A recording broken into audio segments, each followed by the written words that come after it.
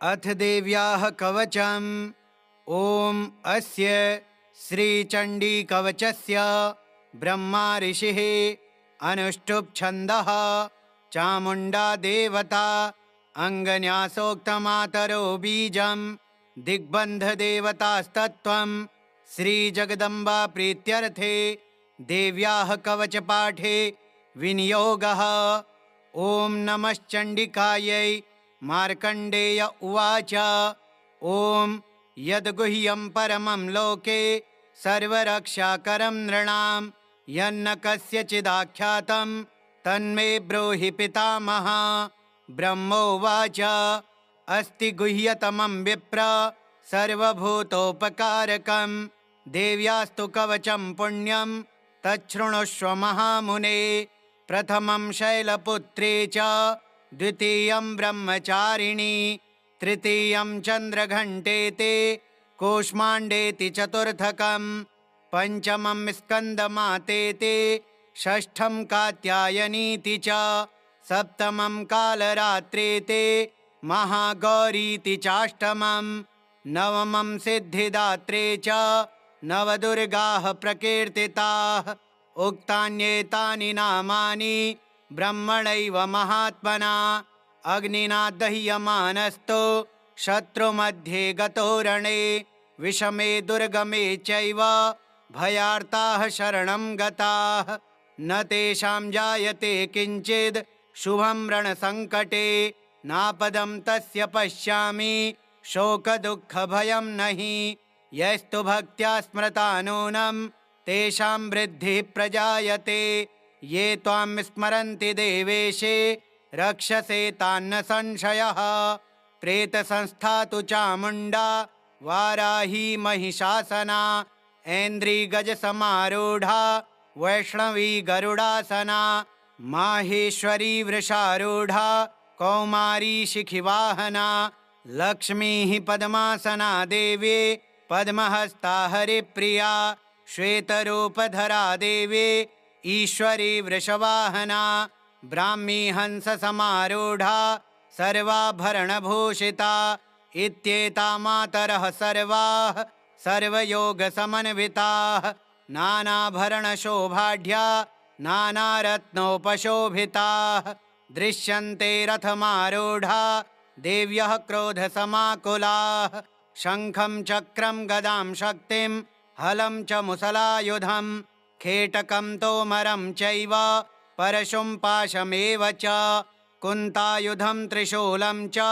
शारङ्गमायुधमुत्तमं दैत्यानां देहनाशाय भक्तानामभयाय च धारयन्त्यायुधानीत्थं देवानां च हिताय वै नमस्तेस्तु महारौद्रे महाघोरपराक्रमे महाबले महोत्साहे महाभयविनाशिनी त्राहि मां देवि दुष्प्रेक्षे शत्रूणां भयवर्धिनी प्राच्यां रक्षतु मामेन्द्रे आग्नेय्यामग्निदेवता दक्षिणेवतु वाराही नैऋत्यां खड्गधारिणी प्रतीच्यां वारुणी रक्षेत् वायव्यां मृगवाहिनी उदीच्यां पातु कौमारी ऐशान्यां शूलधारिणी ऊर्ध्वं ब्रह्माणि मे रक्षेत् धस्ताद्वैष्णवी तथा एवं दश दिशो रक्षेत् चामुण्डा शववाहना जया मे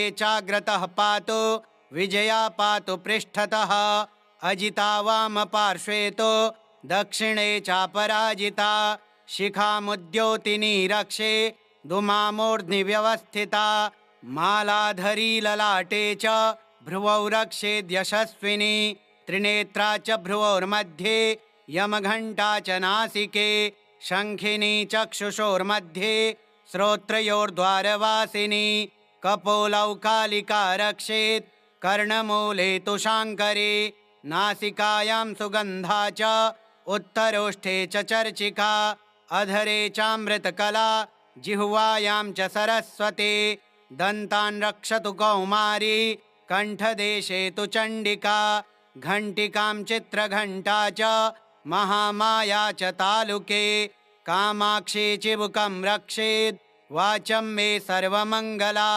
ग्रीवायां भद्रकाली च पृष्ठवंशे धनुर्धरे नीलग्रीवा बहिः कण्ठे नलिकां नलकूबरी स्कन्धयोः खड्गिनी रक्षेत् बाहू मे वज्रधारिणी हस्तयोर्दण्डिनी रक्षेत् अम्बिका चाङ्गुलीषु च नखाञ्छुलेश्वरी रक्षेत् कुक्षौ रक्षेत् कुलेश्वरी स्तनौ रक्षेन्महादेवी मनः शोकविनाशिनी हृदये ललिता देवी उदरे शूलधारिणी नाभौ च कामिनी रक्षेत् गुह्यं गुह्येश्वरी तथा पूतना कामिका मेढ्रं गुदे महिषवाहिनी कट्यां भगवते रक्षेत् जानुनी विन्ध्यवासिनी जङ्घे महाबला रक्षेत् सर्वकामप्रदायिनी गुल्फयोर्नारसिंही च पादपृष्ठे तु तैजसे पादाङ्गुलीषु श्रीरक्षेत् पादाधस्थलवासिनी नखान्दंष्ट्राकराली च केशाश्चैवोर्ध्वकेशिनी रोमकूपेषु कौबेरी त्वचं वागीश्वरी तथा रक्तमज्जावसा मांसा न्यस्थिमेदांसि पार्वती अन्त्राणि कालरात्रिश्च पित्तं च मुकुटेश्वरी पद्मावती पद्मकोशे कफे चूडामणिस्तथा ज्वालामुखी नखज्वाला मभेद्या सर्वसन्धिषु शुक्रं ब्रह्माणि मे रक्षेत् छायां छत्रेश्वरी तथा अहङ्कारं मनोबुद्धिं रक्षेन्मे धर्मधारिणी प्राणापानौ तथा व्यानम् उदानं च समानकं वज्रहस्ता च मे रक्षेत् प्राणं कल्याणशोभना रसे रूपे च गन्धे च शब्दे स्पर्शे च योगिनी सत्त्वं रजस्तमश्चैव रक्षेन्नारायणी सदा आयु रक्षतु वाराहि धर्मं रक्षतु वैष्णवी यशः कीर्तिं च लक्ष्मीं च धनं विद्यां च चक्रिणी गोत्रमिन्द्राणि मे रक्षेत् पशून् मे रक्ष चण्डिके पुत्रान् रक्षेन्महालक्ष्मीर्भार्यां रक्षतु भैरवी पन्थानं सुपथा रक्षेन् मार्गं क्षेमकरी तथा राजद्वारे महालक्ष्मीर्विजया सर्वतः स्थिता रक्षाहीनं तु यत्स्थानं वर्जितं कवचेन तु तत्सर्वं रक्ष मे देवी जयन्ते पापनाशिनी पदमेकं न गच्छेत्तो यदीच्छेच्छुभमात्मनः कवचेनावृतो नित्यं यत्र यत्रैव गच्छते तत्र तत्रार्थलाभश्च विजयः सार्वकामिकः यं यं चिन्तयते कामं तं तं प्राप्नोति निश्चितं परमैश्वर्यमतुलं प्राप्स्यते भूतले पुमान् निर्भयो जायते मर्त्यः सङ्ग्रामेष्वपराजितः त्रैलोक्ये तु भवेत् पूज्यः कवचेनावृतः पुमान् इदं तु देव्याः कवचं देवानामपि दुर्लभं यः पठेत् प्रयतो नित्यं त्रिसन्ध्यं श्रद्धयान्वितः दैवी कला भवेत् तस्य त्रैलोक्येष्वपराजितः जीवेद्वर्षशतं साग्रमपमृत्युविवर्जितः नश्यन्ति व्याधयः सर्वे लोता विस्फोटकादयः स्थावरं जङ्गमं चैव कृत्रिमं चापि यद्विषम् अभिचाराणि सर्वाणि मन्त्रयन्त्राणि भूतले भूचराः खेचराश्चैव जलजाश्चोपदेशिकाः सहजा कुलजा माला डाकिनी शाकिनी तथा अन्तरिक्षचराघोरा डाकिन्यश्च महाबलाः ग्रहभूतपिशाचाश्च यक्षगन्धर्वराक्षसाः ब्रह्मराक्षसवेतालाः कूष्माण्डा भैरवादयः नश्यन्ति दर्शनात् तस्य कवचे हृदि संस्थिते मानोन्नतिर्भवेद्राज्ञस्तेजो वृद्धिकरं परं यशसा वर्धते सोऽपि कीर्तिमण्डितभूतले जपे सप्तशतीं चण्डीं कृत्वा तु कवचं पुरा यावद् भूमण्डलं धत्ते सशैलवनकाननं तावत् तिष्ठति मेदिन्यां सन्ततिः पुत्रपौत्रिके देहान्ते परमं स्थानं यस्सुरैरपि दुर्लभं प्राप्नोति पुरुषो नित्यं महामाया प्रसादतः लभते परमं रूपं शिवेन सह मोदते। ॐ श्रीदेव्याः कवचं श्रीदुर्गार्पणमस्तु। ॐ श्रीदुर्गायै नमः। अथार्गलास्तोत्रम्। ॐ अस्य श्री अर्गलास्तोत्रमन्त्रस्य विष्णुर्ऋषिः अनुष्टुप् छन्दः श्रीमहालक्ष्मीर्देवता श्रीजगदम्बा प्रीतये अर्गलास्तोत्रपाठे विनियोगः। ॐ नमश्चण्डिकायै। मार्कण्डेय उवाच। ॐ जयन्ती मङ्गलाकाले भद्रकाली कपालिनी दुर्गा क्षमा शिवा धात्रे स्वाहा स्वधा नमोऽस्तु ते।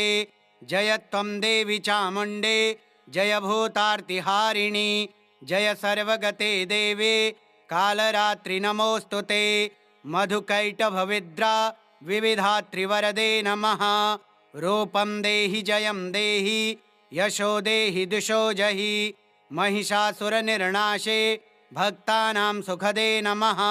रूपं देहि जयं देहि यशो देहि दिशो जहि रक्तबीजवधे देवे चण्डमुण्डविनाशिनी। रूपं देहि जयं देहि यशो देहि दिशो जहि शुम्भस्यैव निशुम्भस्य धूम्राक्षस्य च मर्दिनी। रूपं देहि जयं देहि यशो देहि दिशो जहि वन्दिताङ्घ्रियुगे देवे सर्वसौभाग्यदायिनी। रूपं देहि जयं देहि यशो देहि दिशो जहि अचिन्त्यरूपचरिते सर्वशत्रुविनाशिनी। रूपं देहि जयं देहि यशो देहि दिशो जहि न तेभ्यः सर्वदा भक्त्या चण्डिके दुरितापहे। रूपं देहि जयं देहि यशो देहि दिशो जहि स्तुवद्भ्यो भक्तिपूर्वं त्वां चण्डिके व्याधिनाशिनी। रूपं देहि जयं देहि यशो देहि दिशो जहि चण्डिके सततं ये त्वामर्चयन्तीह भक्तितः। रूपं देहि जयं देहि यशो देहि दिशो जहि देहि सौभाग्यमारोग्यं देहि मे परमं सुखं। रूपं देहि जयं देहि यशो देहि दिशो जहि विधेहि द्विषतां नाशं विधेहि बलमुच्चकैः। रूपं देहि जयं देहि यशो देहि दिशो जहि विधेहि देवि कल्याणं विधेहि परमां श्रियं। रूपं देहि जयं देहि यशो देहि दिशो जहि सुरासुरशिरोरत्न निघ्रष्टचरणेऽम्बिके। रूपं देहि जयं देहि यशो देहि दिशो जहि विद्यावन्तं यशस्वन्तं लक्ष्मीवन्तं जनं कुरु। रूपं देहि जयं देहि यशो देहि दिशो जहि प्रचण्डदैत्यदर्पघ्ने चण्डिके प्रणताय मे। रूपं देहि जयं देहि यशो देहि दिशो जहि चतुर्भुजे चतुर्वक्त्र संस्तुते परमेश्वरे। रूपं देहि जयं देहि यशो देहि दिशो जहि कृष्णेन संस्तुते देवे शश्वद्भक्त्या सदाम्बिके। रूपं देहि जयं देहि यशो देहि दिशो जहि हिमाचलसुतानाथ संस्तुते परमेश्वरे। रूपं देहि जयं देहि यशो देहि दिशो जहि इन्द्राणीपति सद्भाव पूजिते परमेश्वरे। रूपं देहि जयं देहि यशो देहि दिशो जहि इन्द्राणीपति सद्भाव पूजिते परमेश्वरे। रूपं देहि जयं देहि यशो देहि दिशो जहि देवि प्रचण्ड दोर्दण्ड दैत्यदर्पविनाशिनी। रूपं देहि जयं देहि यशो देहि दिशो जहि देवि भक्तजनोद्दाम दत्तानन्दोदयेऽम्बिके। रूपं देहि जयं देहि यशो देहि दिशो जहि पत्नीं मनोरमां देहि मनोवृत्तानुसारिणीं तारिणीं दुर्गसंसार सागरस्य कुलोद्भवाम्। इदं स्तोत्रं पठित्वा तु महास्तोत्रं पठेन्नरः स तु सप्तशती संख्या वरमाप्नोति सम्पदाम्।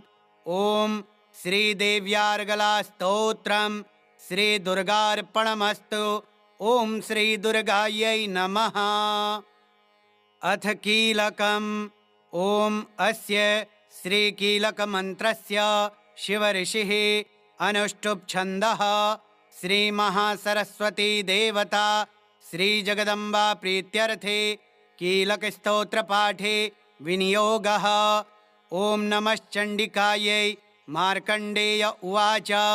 ॐ विशुद्धज्ञानदेहाय त्रिवेदी दिव्यचक्षुषे श्रेयः प्राप्तिनिमित्ताय नमः सोमार्धधारिणे। सर्वमेतद्विजानीयान् मन्त्राणामभिकीलकम् सोऽपि क्षेममवाप्नोति सततं जाप्य तत्परः। सिद्ध्यन्त्युच्चाटनादीनि वस्तूनि सकलान्यपि एतेन स्तुवतां देवी स्तोत्रमात्रेण सिद्ध्यते। न मन्त्रो नौषधं तत्र न किञ्चिदपि विद्यते विना जाप्येन सिद्ध्येत सर्वमुच्चाटनादिकं। समग्राण्यपि सिद्ध्यन्ते लोकशङ्कामिमां हरः। कृत्वा निमन्त्रयामास सर्वमेवमिदं शुभं। स्तोत्रं वै चण्डिकायास्तु तच्च गुप्तं चकारसः। समाप्तिर्न च पुण्यस्य तां यथावन्नियन्त्रणाम्। सोऽपि क्षेममवाप्नोति सर्वमेवं न संशयः। कृष्णायां वा चतुर्दश्यामष्टम्यां वा समाहितः ददाति प्रतिगृह्णाति नान्यथैषा प्रसीदति। इत्थं रूपेण कीलेन महादेवेन कीलितं यो निष्कीलां विधायैनां नित्यं जपति संस्फुटं स सिद्धः स गणः सोऽपि गन्धर्वो जायते नरः। न चैवाप्यटतस्तस्य भयं क्वापीह जायते। नापमृत्युवशं याति मृतो मोक्षमवाप्नुयात्। ज्ञात्वा प्रारभ्य कुर्वेत न कुर्वाणो विनश्यते। ततो ज्ञात्वैव सम्पन्नमिदं प्रारभ्यते बुधैः। सौभाग्यादि च यत्किञ्चिद् दृश्यते ललनाजने तत्सर्वं तत्प्रसादेन तेन जाप्यमिदं शुभं। शनैस्तु जप्यमानेऽस्मिन् स्तोत्रे सम्पत्तिरुच्चकैः भवत्येव समग्रापि ततः प्रारभ्यमेव तत्। ऐश्वर्यं यत्प्रसादेन सौभाग्यारोग्यसम्पदः शत्रुहानिः परो मोक्षः स्तूयते सा न किं जनैः। ॐ श्रीदेव्याः कीलकस्तोत्रं श्रीदुर्गार्पणमस्तु। ॐ श्रीदुर्गायै नमः। ॐ श्रीजगदम्बिकायै नमः।